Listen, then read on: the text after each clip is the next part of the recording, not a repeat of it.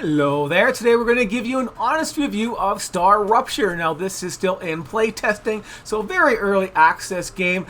This game takes a lot from a lot of other different kind of survival crafting games out there, but mostly from, if you've ever played Satisfactory, it's mostly about that game right there as its base foundation, which is a pretty good idea to do in the first place. So we have the factory building, but this game is going to be more based on combat. Right now it's just a single player version, and hopefully they just do a whole bunch more work on single player and not really care about multiplayer too much. That would make the game even better at the end of the day. But anyways, what this game is all about, so, if you go around there and you build factories, instead of one corporation, you got 5 corporations that want different, different resources and stuff like that that you use to unlock, other machines and other resources and other things you can build. You get that loop right there on the factory building, but then you have the combat loop also that does the, you get the waves of guys coming to attack your base eventually. You have to go and explore and fight all these little spider creatures too, little insect creatures, spider creatures, whatever. They're all just insect creatures at the end of the day.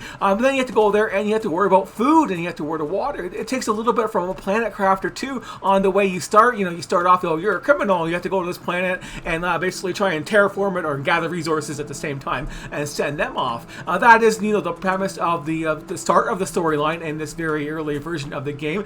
You have a scientist and you can pick from 1 to 5 guys eventually, just one guy right now, and maybe they might add some more later on.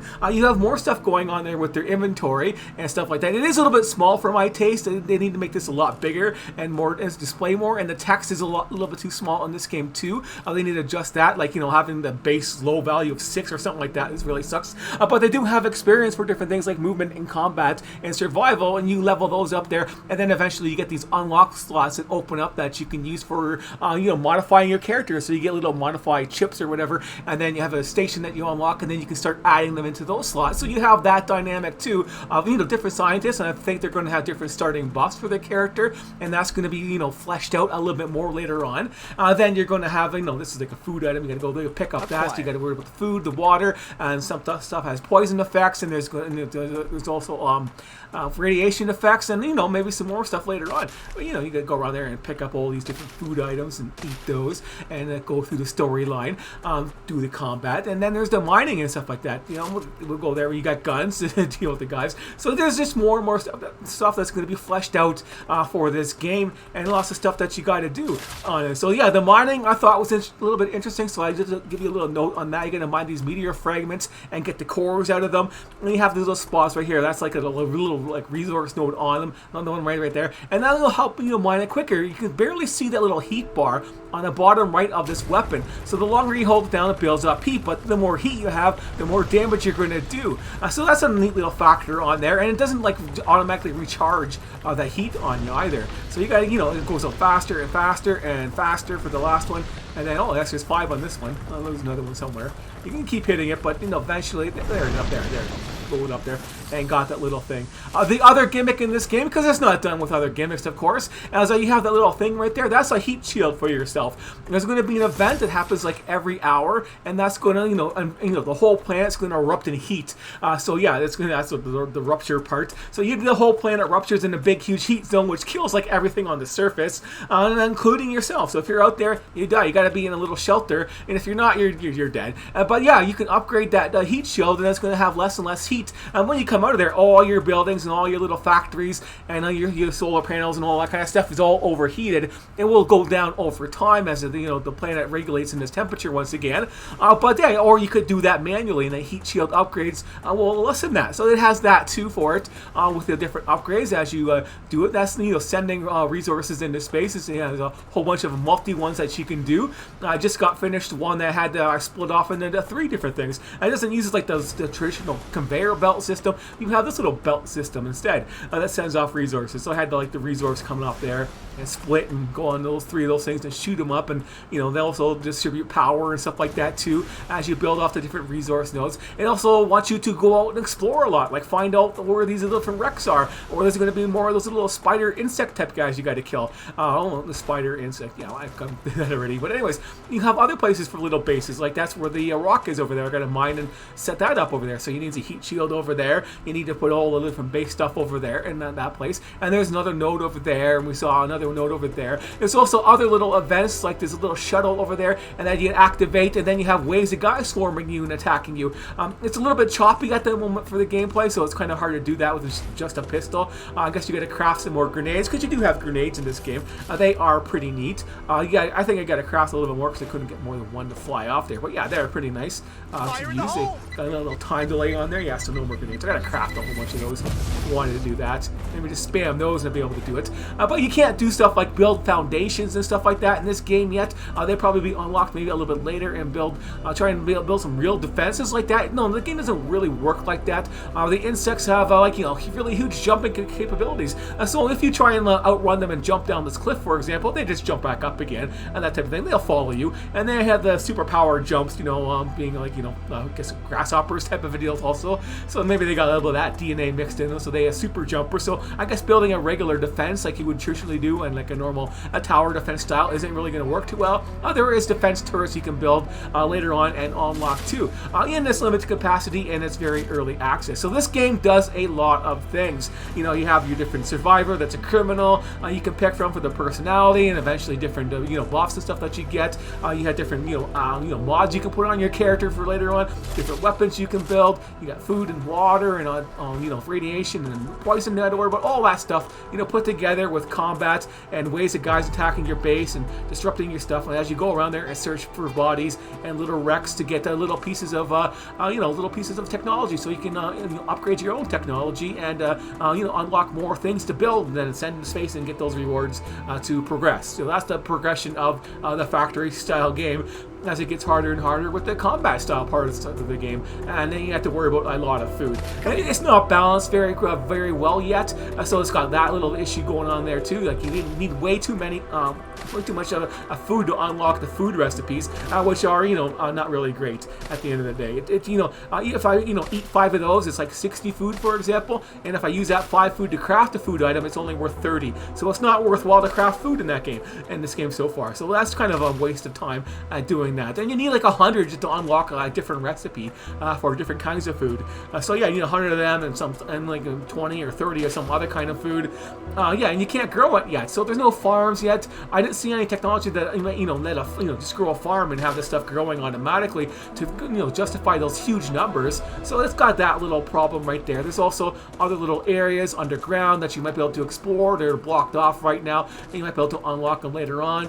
There's quite a bit of fuel. There's other little alien things like that sitting around somewhere. There's lots of different stuff to do and explore in this game as it is right now. So it's got a really good start at being a really awesome game at the end of the day. So yeah, this game is probably going to compare, a little bit better than, Satisfactory will at the end of the day. I think not right now, but it's still really too early. It doesn't have that complexity of the mechanical parts of Satisfactory does, or the speed of the playthrough. This is still a little bit choppy. They got a lot of work to do in that speed department and fixing their code up there so it can run a lot faster and handle whatever the game throws at it.